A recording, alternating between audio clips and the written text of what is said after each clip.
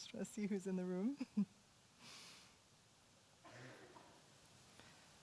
So welcome everyone to today is a one-day sitting, the second one-day sitting of our practice period that we're holding at City Center right now. A practice period where the focus is on the 16 Bodhisattva precepts specifically, but also just on the deeper question of how do we live in this world when there's so much that challenges us in our daily lives, in our communities, in our hearts and minds.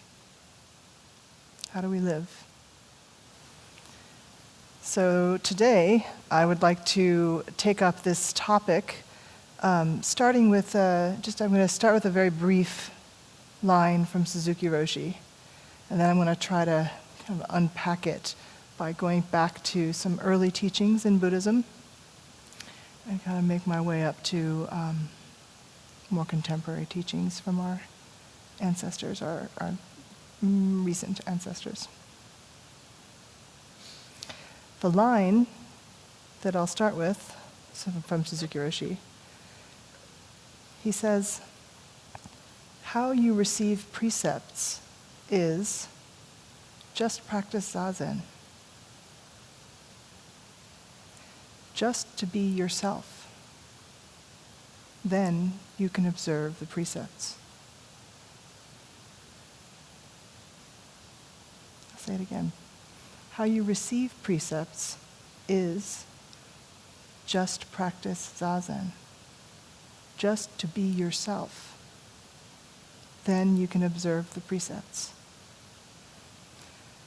So I think oftentimes when people who are new to practice hear this, it's kind of confusing, right? Oftentimes we come to practice because we have some challenges when we try to just be ourselves, right? Or we have difficulties. We try, or we get caught up in what does that mean? Who am I? What am I? What's my function? What's my purpose? What do I want? Who should I be? Right? So what is this? What is Suzuki Roshi talking about when he says just to be yourself? So, with that as a starting point, I'd like to kind of unpack this, going back to some early Buddhist teachings, the earliest of Buddhist teachings, from the time of the Buddha and his awakening under the Bodhi tree. So, as most of you know, I'm sure, in the story, what did the Buddha wake up to after his long practice of sitting? What did he wake up to? When we say he was enlightened, or he had an awakening, or he woke up to, we say he woke up to the nature of reality.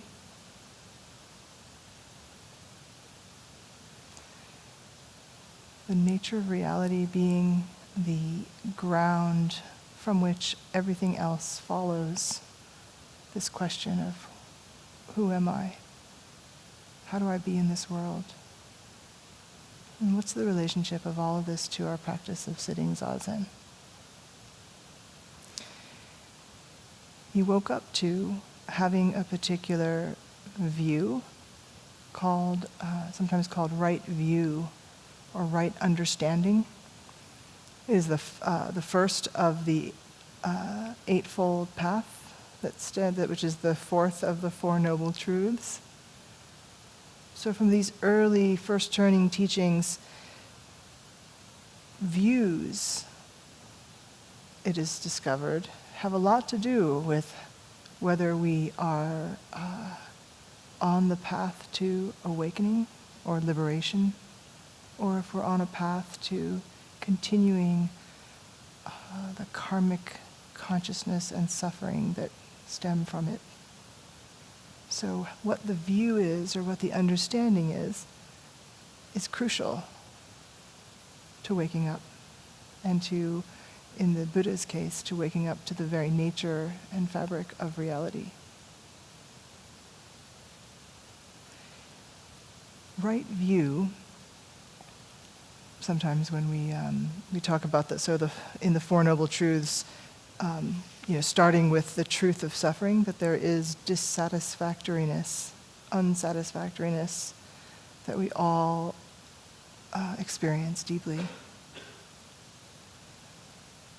That there's a cause to this suffering, that there's the possibility of cessation to the suffering, leading to liberation. And then the fourth, that there is a path that leads to this end of suffering. These Four Noble Truths culminate in this path, the Eightfold Path, which briefly begins with right view, or right understanding. Then right thought, or right intention, followed by right speech, right action, right livelihood. And here we have what is known as the kind of the morality, ethics part of the Eightfold, Eightfold Path. And then right effort, right mindfulness, and right concentration being the samadhi part of the three trainings. Right view, or right understanding, and right intention are the wisdom parts of the Eightfold Path.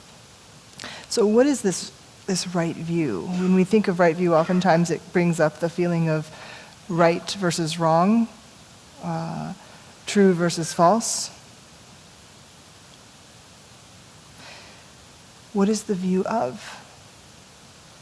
The early teachings say oftentimes the right view is the Four Noble Truths and the Eightfold Path, is to understand those deeply within our own lives. Also, right view sometimes refers to the three marks of existence, which is a kind of a fundamental description of how all things that arise are, with the nature of all things. The three marks of existence, similar to the Four Noble Truths, begin with dukkha, this unsatisfactoriness. We all know this very well, right? It stems from this feeling of, or we experience it as even the smallest ways, like just, if only that hadn't happened. Why did that have to be the way it is? Right? There's just this turning away from things as they are into things as we want them to be, or maybe things that we feel like how they should be. This is the root, the feel. You can feel it, the little bit of friction against the flow of what's unfolding. To there's a little kind of like wait a minute. Right? That's that friction that is the heart of dissatisfaction. Another of the marks of existence is anicca, or impermanence, that nothing is permanent. That is the nature of all things that are conditioned to change. And then the third, anatta, or non-self, that nothing exists independently from everything else as a permanent, abiding, fixed entity. Something that we, whether we consciously believe that we exist as a separate self, we certainly act as though we believe that. Right? So non-self. Basically that everything is only existent in complete dependence and interconnected relationship with everything else. So the right view could be this idea, this sometimes described as having a deep understanding of the Four Noble Truths, the Eightfold Path, the three marks of existence. And then the first teaching of the Buddha, which is when he, after his awakening, and when he decided he needed to try to teach what he saw, what he woke to. His first Dharma talk was on the 12-fold chain of dependent arising.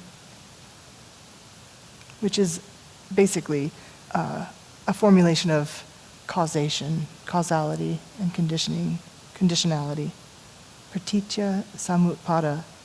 Fundamentally, that all dharmas, or all phenomena, arise only in dependence upon other dharmas or other phenomena. Nothing arises out of nothing. Everything is conditioned. The 12-fold chain describes a chain of causation that begins, the first link of this 12-fold chain is called ignorance. Ignorance meaning like the opposite of right view, an ignorant view.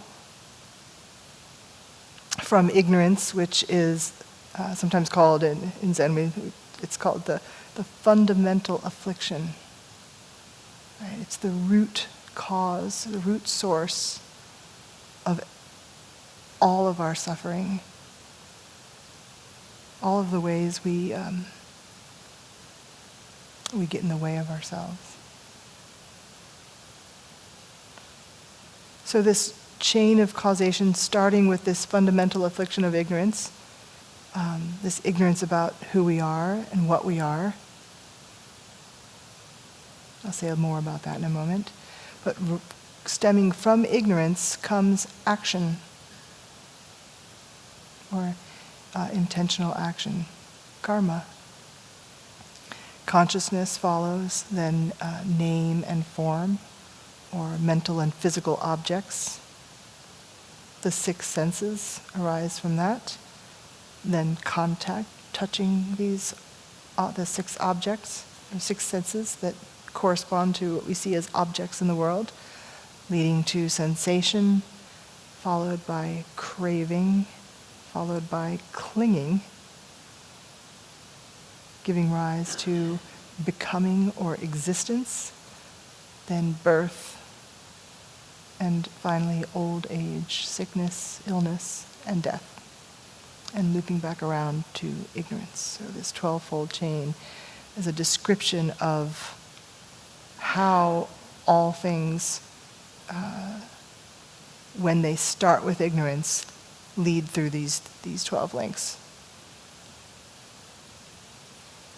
Now, some of the implications of the Four Noble Truths, the 3 marks of existence, and the 12-fold chain of dependent arising on the question of precepts, or the question, really taking a step back, the question of ethics or ethical living, morality, how we live in this world.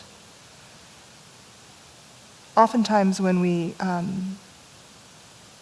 if we don't grow up in this with this awareness or this understanding or this view that this is the nature of reality, we might start with an assumption that I am me, that's mine, not yours, that I need to protect what's mine, I need to protect myself, I need to figure out my relationship with you, that I'm permanent, that there's a meanness that abides through all of my life, and maybe continues on endlessly, that this is permanent and fixed. But when we have, in this early teaching, when we have right view, which is an understanding, a deep, non-intellectual but felt sense understanding of the Four Noble Truths, the Eightfold Path, the 12-fold chain, and the 3 marks of existence, the starting point is not sort of what is sometimes our usual starting point of I'm me, I'm a fixed and permanent self that acts with I'm an individual, independent moral agent. But when we start with this basic understanding that what we talk about as self, what we say when we say the word self, is not this fixed, permanent, everlasting, inherently existent thing, okay, but is actually ever-changing, completely conditioned on everything that's happening all at once. That allows, when we open ourselves to this view, called right view, there can be a reorientation, complete turning, transformation of our view of reality. So sometimes reality, you can hear it described as the way things really are. Suzuki Roshi sometimes used the phrase, things as it is. This is in contrast to things as I want them to be, or things as they, even more sticky, things as they should be. Right? We can feel just those phrases from things as they are, things as it is, to things the way they should be. Like, feel it in your body. Can you feel the difference between those? Things as it is, just like this is what's happening. Whatever descriptor that we come up is always going to be partial, but things as it is includes everything. Whereas things as they ought to be, I don't know if you have this experience, but when I let those words kind of swirl around in my body and mind, I can feel the difference between them. One being open to, well, what is this thing as it is? It's vast, it's huge, it's boundless, includes everything. In comparison to things as they should be or things as I want them to be, like in my body, I can feel that tightening, right? I can feel everything kind of go, "Urgh." A tension builds, right? This is, this little taste is what dukkha is, this unsatisfactoriness. We all know this very well. It's like just that feeling of saying, no, not this.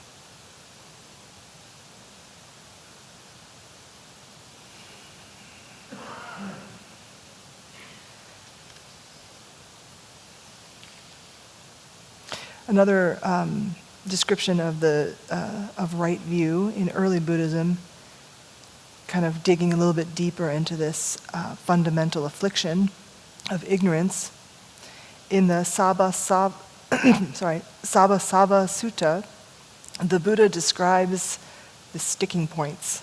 He calls them inappropriate or improper questions to be asking. And so from this sutta, he says, he's describing how somebody is asking the wrong questions, basically. This is how he attends unwisely. Was I in the past? Was I not in the past? What was I in the past? How was I in the past? Having been what did I become in the past? Shall I be in the future? Shall I not be in the future? What shall I be in the future? How shall I be in the future? Having been what shall I become in the future? Or else, she is inwardly perplexed about the present thus. Am I? Am I not? What am I? How am I? Where has this being come from? Where will it go? And then one of 6 views arises. I'm not going to go through all 6, but I'll pick a couple. The view, self exists for me, arises in her as true and established. Or the view, no self exists for me, arises in her as true and established. It is this self of mine that speaks and feels and experiences here and there the result of good and bad actions. But this self of mine is permanent, everlasting, eternal, not subject to change, and it will endure as long as eternity. This speculative view, bhikkhus, is called the thicket of views, the wilderness of views, the contortion of views, the vacillation of views, the fetter of views. Fettered by the fetter of views, the untaught ordinary person is not freed from birth, aging, and death, from sorrow, lamentation, pain, grief, and despair. He is not free from suffering, I say. So all this in contrast to what the Buddha is saying is a right view or correct understanding, the understanding that leads to the liberation from our grasping, clinging, selfing. This, in contrast to this right view, is this thicket of views, which is the fundamental affliction, the base affliction of ignorance. That is this belief in a permanent, sometimes you might think of it as an ego self, a small self that is ultimately separated from everything else. That this small sense of self causes dukkha. Now, just to back up a little bit, dukkha, this suffering of the First Noble Truth, and as one of the three marks of existence, this dukkha is not referring to pure like physical pain or even aging, sickness, illness, death. It's not even referring to grief or sadness that we may feel, that we do feel, at the loss of something that we cherish and value. The loss of a loved one, or for just problems that we see in the world that affect us or affect the ones that we love. Dukkha, the suffering, isn't, the end of suffering does not mean that you don't have sorrow, that you don't feel grief, that you don't feel pain. But there's something that we add to that when we have this belief in a fixed, this small self. We add some kind of, the Buddha is saying, an unnecessary layer, a thingness that we can grasp that's grounded in this affliction of ignorance, that there's this independent sense, the sense of meanness. You can feel it in the, you caught yourself thinking or saying something like, "Why me?" Or "That didn't just happen.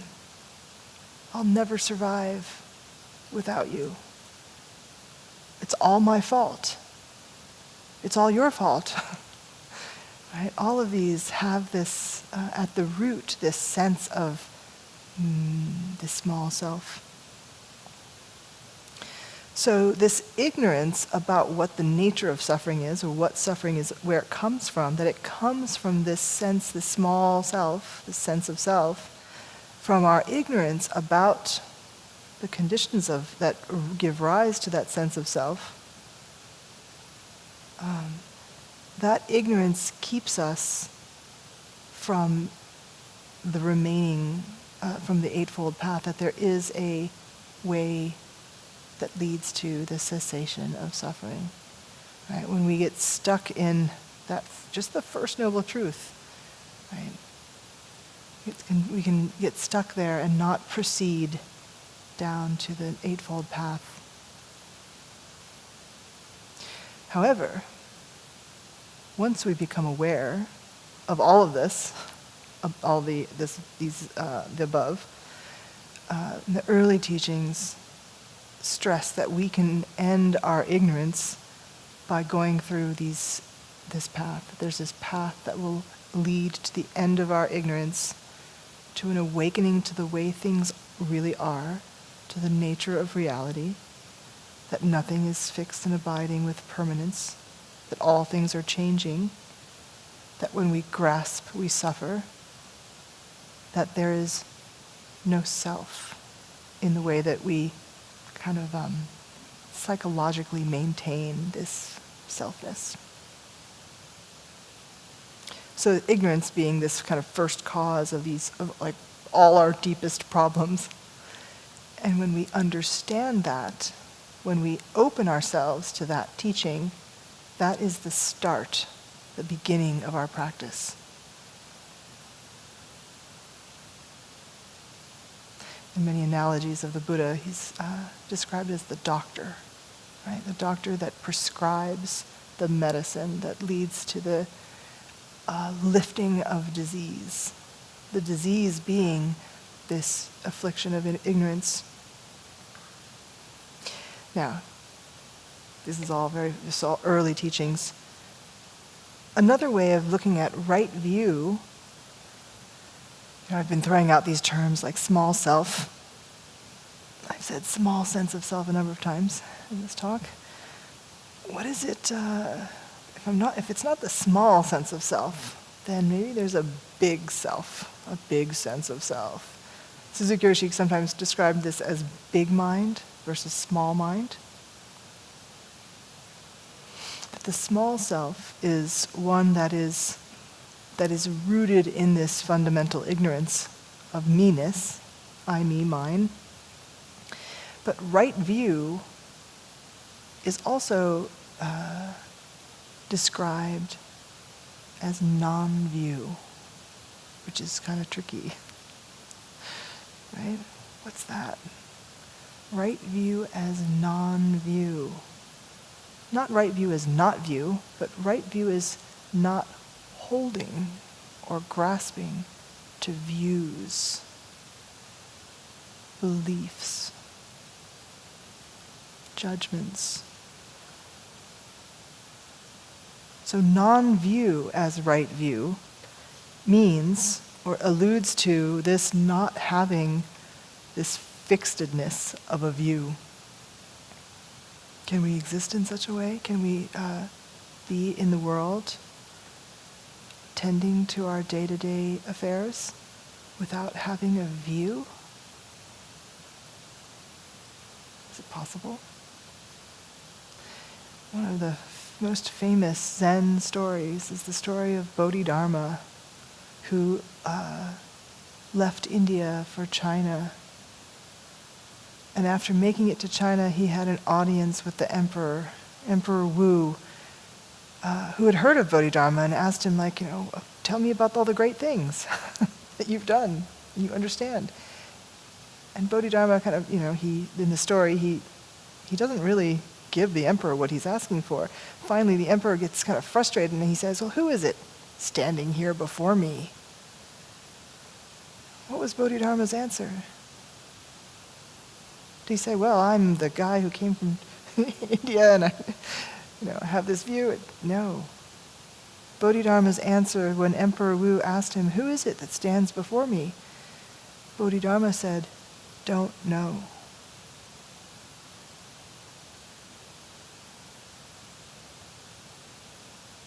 This is non-view. This is right view as non-view. Suzuki Roshi spoke of beginner's mind. Right? The beginner's mind, there are many possibilities. The beginner's mind is the mind, the don't know mind. This is in contrast to how we often try to take care of our lives, right? We believe that we need to figure it out. We need to have the correct view. We need to know what's true. And so we think hard. We deliberate. We strategize, trying to get to the right view, the right thing to do. What should I do? Should I stay? Should I go? How do I know? We don't feel so comfortable with the don't know, with the not knowing. There's a koan in our literature,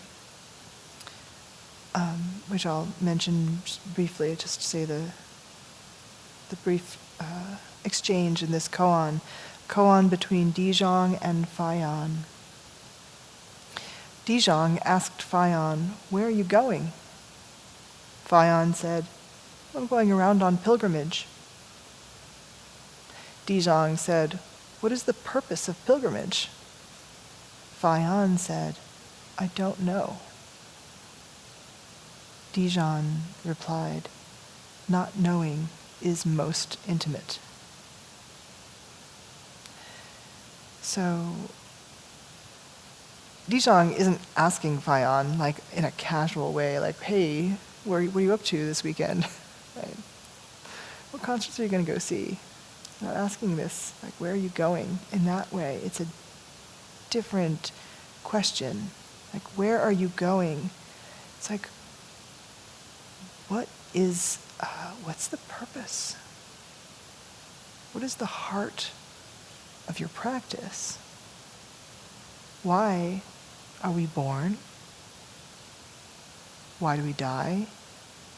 Why do we live the way we live? Why is life so difficult? Why is it that we're always longing for things to be other than they are? That we're never satisfied, or if we are, it's so fleeting. So this brings us back to Suzuki Roshi, talking about Zazen. This question of don't know, this don't know mind, this right view as non-view, how do we bring this into our daily life? How do we bring it into our meditation? We're here sitting a one-day sitting and having the opportunity to settle the self, on the self, to let go, to take the backward step, to not attend to all the things that normally pull on our attention. Oh, I need to pay this bill. I need to get back to that person. Oh, my emails are so backed up.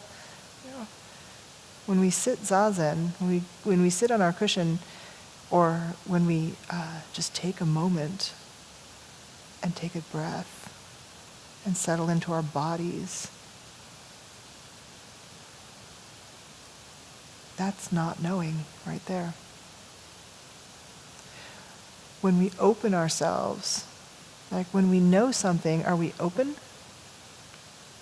Usually when we know something, it's something that is, again, something that we can grasp and we can kind of regurgitate. We can speak it.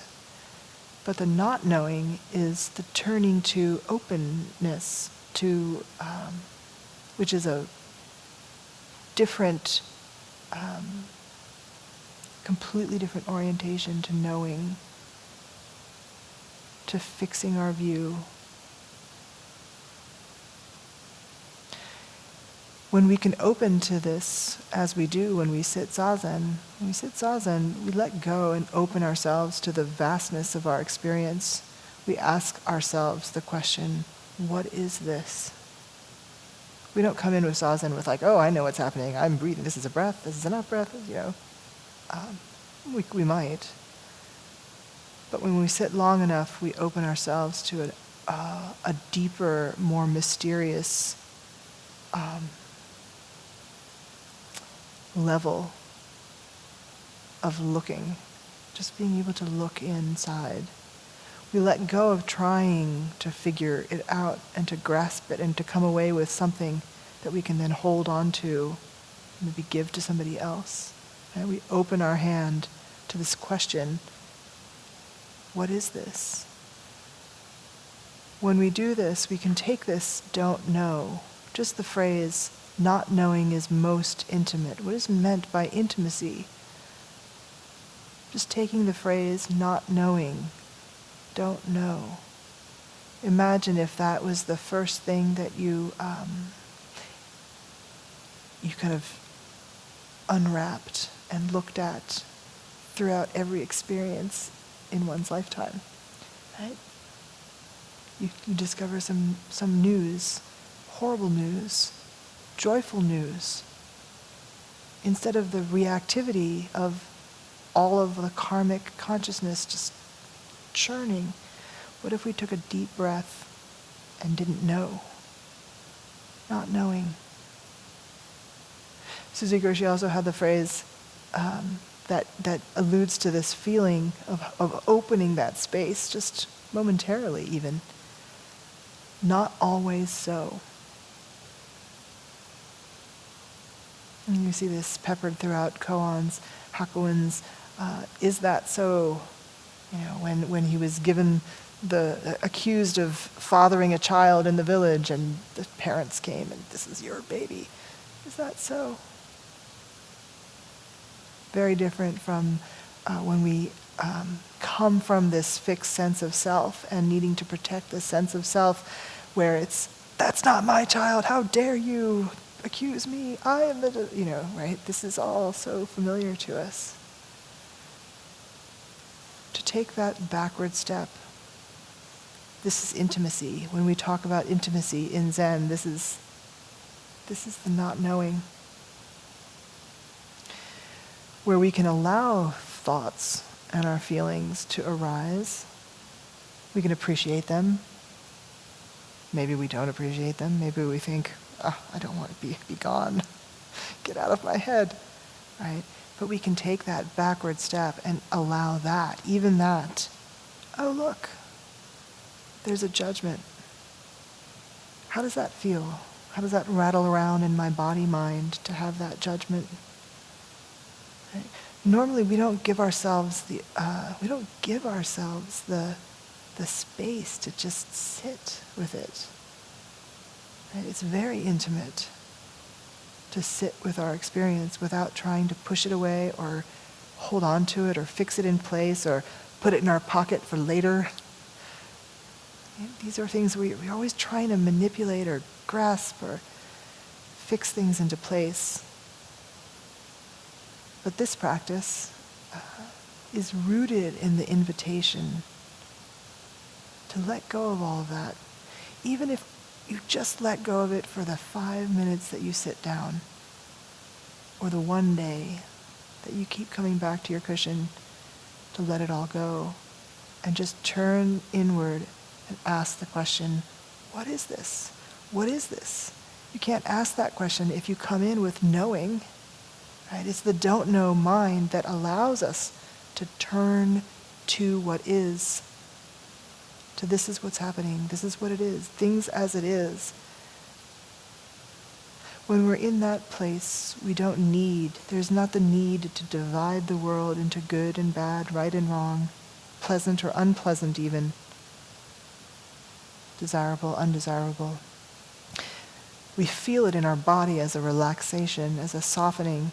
When we feel tension, that's like a sign right there that we're grasping, that grasping is happening.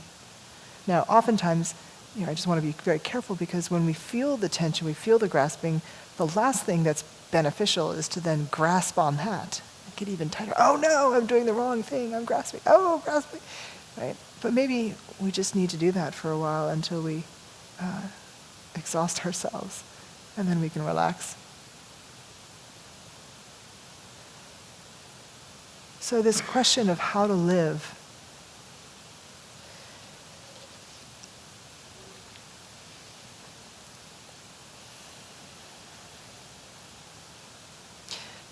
Cohen Franz, I found him it's a little short article that he did in Lions Roar. He said, right view is that moment of discovery, of staying where we are, of opening our eyes when everything in our body is saying to keep them shut. Right view, like so much of this practice, is a kind of allowing. It's saying yes.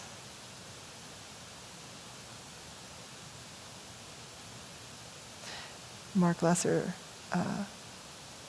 says, the practice of right view means going beyond ideas to the heart of things, to the heart of your life and to the heart of your work. It is paying attention to what is most important at this moment. It is asking and being aware of the question, what does this moment ask of me? Which is the heart of our precepts.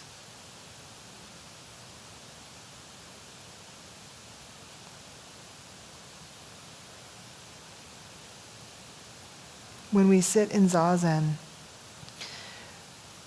we accept everything. We accept ourselves just as we are.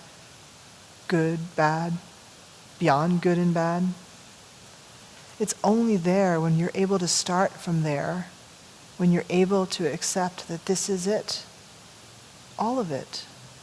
You don't need to subtract anything or add anything. Only when we get to this zazen where we accept this is it, only then can we develop this trust in ourselves, in our ability to wake up to reality, to wake up to just this, to our experience. Not the ideas of our experience, but to our experience.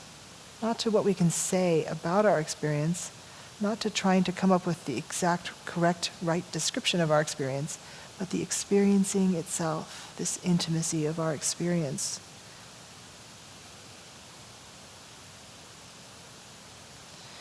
In a comment to this koan of Dijong and Fayan, Chizu says, in walking, in sitting, just hold to the moment before thought arises.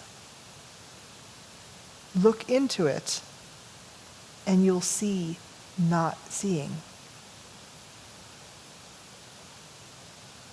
The moment before thought arises, look into it and you'll see not seeing. And then, this is very important, and then put it to one side. When you direct your effort like this, rest does not interfere with meditation, study. Meditation, study does not interfere with rest. So putting it aside, this is really important because when you look into it, this moment before the thought forms,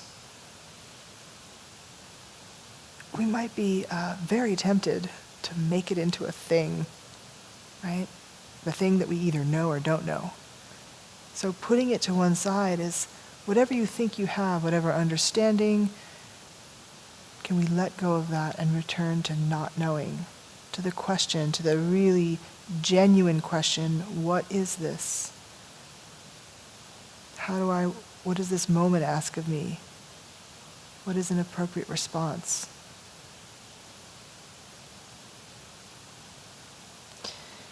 In terms of the self, Katagiri Roshi says, there's small self, big self. He says temporarily we say big mind, big self, or small self, but they are provisional beings appearing and disappearing. Right? The second mark of existence. They are just flashing lights, nothing but visitors to us. We cannot keep visitors for long, nor can visitors stay with us for long. Even though we say, would you please stay a little longer? Sometimes they have to leave. This is big mind, small mind, delusion, enlightenment. They are just visitors, coming and going. He says samadhi, one of the three trainings of sila, samadhi, and prajna. Samadhi in Japanese is translated into right acceptance. Right? Another way of talking about right view or right understanding. Right acceptance is to receive yourself and simultaneously the whole universe. We have to receive the whole universe and use it. You are you, but you are not you. You are the whole universe. That is why we are beautiful. Shikan, the Shikan in Shikantaza, what we do here of just sitting, he says Shikan is translated into wholeheartedness. Shikan is exactly becoming one with the process itself. Literally, the za of taza is zazen, and ta means to hit. So from moment to moment, we have to hit the bullseye of zazen itself. This is giving over yourself to yourself, the self of the entire functioning universe, as opposed to this small, constricted sense of ego self. as he famously said when describing Zazen, settle the self onto the self and let the flower of your life force bloom.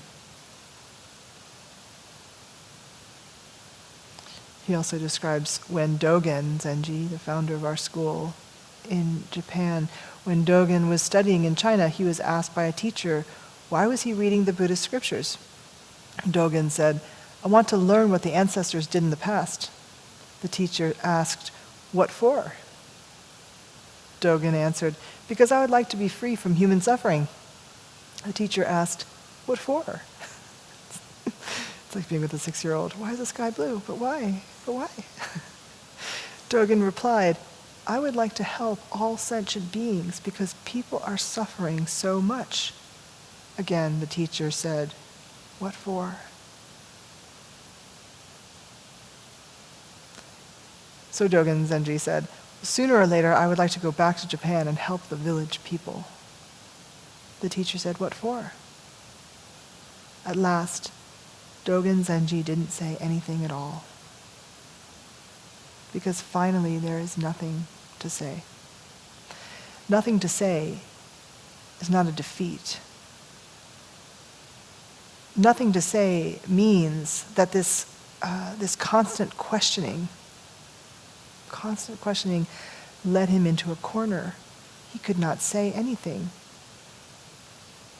Katagiri says, this is the touching of the core of a human life, so-called death. But we don't say death. It's just keeping silent. That's all. This is from his book, his collection of essays called Returning to Silence a few weeks ago. Last week, we had a speaker, Jody Green, who also referred to Katagiri's book, Returning to Silence, and his another of his companion book, You Have to Say Something. So both of these are our practice. Returning to silence because that's where the not knowing is. You have to say something means we do live in this world. We have to answer the question, what is this moment asking of me? We can't stay in the silence. We can return to it over and over. We can start from there. But in the end, we have to say something. Katagiri goes on, for what reason do you become happy? Everyone wants to be happy, but it is not the final goal. We cannot always hang on to it or depend on it, because when we die, we are inevitably completely unhappy and completely unhealthy. How can we hold on to a healthy body? When we die, we are completely at the bottom of unhealthiness. There is no way to escape. Sooner or later, we know, without exception, that we are going to die. This is why life is beautiful. Remember this. If we lived forever, we would never have a chance to let our life force bloom. We are fading away from moment to moment. Consciously or unconsciously, we know this, but we don't want to see it. We use a lot of toys to forget this fact and just struggle to live.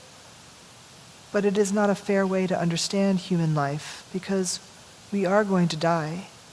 We have to see the total picture of human life. This is why oftentimes death is not seen as an end. Death is understood as no death. And this is not just in this kind of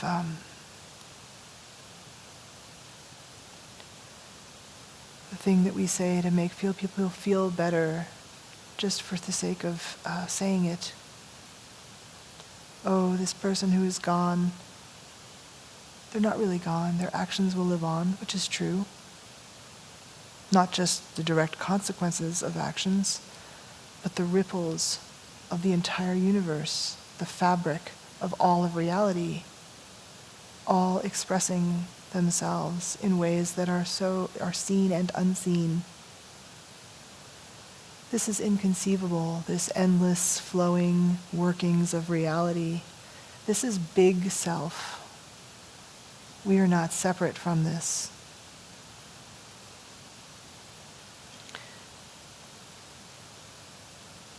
And of course, when tragedy strikes, those moments often we step away from the busyness of our lives, being on autopilot. We have a moment to step back and touch into this truth that Katagiri is speaking of. This is why the suffering, dukkha, is not describing, it's not saying that we won't feel pain or feel sorrow. Many of us understand this, that when someone is gone, tragically, maybe violently, we feel it deeply as grief, as sorrow, and that's completely appropriate. And it's not what the Buddha is saying we're going to try to escape. We can feel the grief without that feeling of that tightening that I was describing earlier. We know this. The feeling, the huge difference between feeling something that is spacious and open and not knowing, not needing to pass a judgment. To feel grief as just grief, sorrow as just sorrow. This is what connects each of us to one another as human beings in this lifetime. It's only when we say this is good and this is bad that judgment comes. That's when we feel that tightening, that resistance to reality unfolding. When we're open to this, to everything, all of it included, the joy, the sorrow, the pain, the pleasure, the celebration, the mourning, we meet one another in these moments, in love, in tenderness, sometimes in anger, confusion.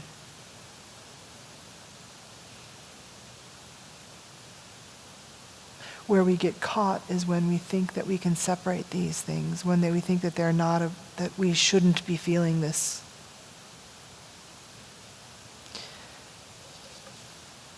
So I'll end with going back to this quote from Suzuki Roshi and give you a little bit more of what he says in this talk. This talk that he gave, this quote is from a talk given in 1971 called "Real Precepts Are Beyond Words." How you receive precepts is just practice zazen, just to be yourself. Then you can observe the precepts. When you just practice zazen on your black cushion, your practice includes everything. And you practice zazen with Buddha, with all sentient beings. Whether your practice is good or bad, it doesn't matter. If you accept your practice as your own, then that practice includes everything. At that time, you have precepts which include everything as the absolute being includes everything. We say, something which includes everything is the absolute, but it is more than that. It is beyond our understanding. If we lose this point, you will be easily caught by some idea or some experience in, your practice. Getting caught by an idea. That is the opposite of right view, being caught in an idea.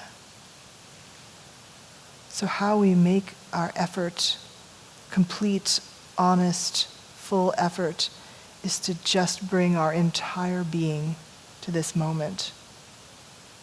All of it. The parts we think are beautiful, the parts we think are ugly, the parts we want to bolster, the parts we wish we could just carve out of ourselves and throw away. We need to bring all of it to our practice, to our sitting. not to attain something. We're not here to attain enlightenment or to avoid falling into some punishment. Right? This is one way to keep the precepts. Right? If I don't keep the precepts, then I'll suffer. It could be very mechanical. But Suzuki Roshi is talking about a different way of viewing the precepts. Not that you throw out the other way of viewing precepts, a conventional understanding, but to open ourselves. He says, to study Buddhism includes our study of precepts. Precepts is not just to observe the 10 prohibitory precepts. Do not kill, do not steal. That is precepts. But even though you observe the 10 precepts completely, it is not how you observe our real precepts. It is not the point to observe those precepts one by one after another. The point is how to be yourself. To be oneself is the purpose of our practice. How to be oneself is the point of practice, and how to keep the precepts, Buddha's precepts. It is not just rules. It is direct explanation of our life and Buddha's teaching and Zazen's practice. That is why it is important for you to receive the precepts. So despite our habitual propensity to cling to this small ego self, how do we open ourselves to this, just being curious to this sense of our original big mind, our original self, as being that moment before thought arises. Sometimes this is described, original mind is described as pure, untainted. I spoke earlier of the awareness of taints as being one way of an early conception of right view.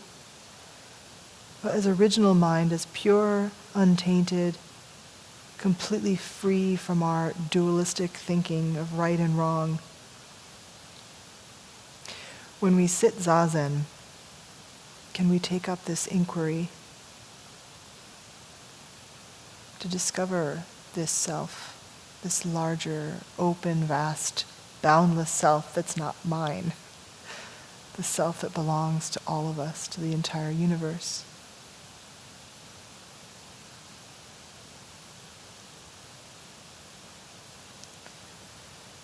So I think I've gone on longer than I was intending. So maybe now it's time to return to silence and stillness, to turn the light inward, to inhale and exhale and find ourselves to find ourselves wherever we are. Thank you very much.